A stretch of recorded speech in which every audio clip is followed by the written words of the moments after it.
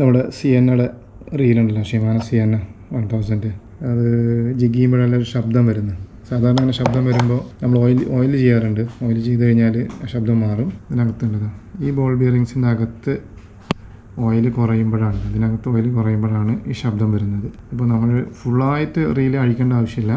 സ്പൂളർ remove ചെയ്യുക. സ്പൂളർ remove ചെയ്ത ശേഷം ഈ ഭാഗത്ത് ഒന്ന് ഓയിൽ ടച്ച് ചെയ്ത് കൊടുത്താൽ മതി. അപ്പോൾ ആ ശബ്ദം മാറി കിട്ടും. ഈ കാണുന്ന ബോൾ ബിയറിങ്സ് ഇതിനകത്തേക്കൊന്ന് ഓയിൽ ടച്ച് ചെയ്ത് കഴിഞ്ഞാൽ റീലിൽ നിന്ന് ഉണ്ടാകുന്ന ആ ശബ്ദം മാറി കിട്ടും. മുമ്പ് ഒരു ക്രാക്കിംഗ് ശബ്ദം ഉണ്ടായിരുന്നു, ആ ശബ്ദം പോയി കിട്ടി. നമുക്കിനി എക്സ്ട്രാ മെയിൻ്റനൻസിൻ്റെ സമയത്ത് എക്സ്ട്രാ ഓയിൽ കൊടുക്കേണ്ട സ്ഥലങ്ങളാണ് ഇവിടെ ഓയിൽ ചെയ്യാം നമുക്ക്. പിന്നെ ഈ 2 ഇതിൽ ഓയിൽ ചെയ്യാം. പിന്നെ ഓയിൽ ചെയ്യേണ്ട ഒരു ഭാഗമാണ് ഈ ഭാഗം ഓരോ ഡ്രോപ്പ്.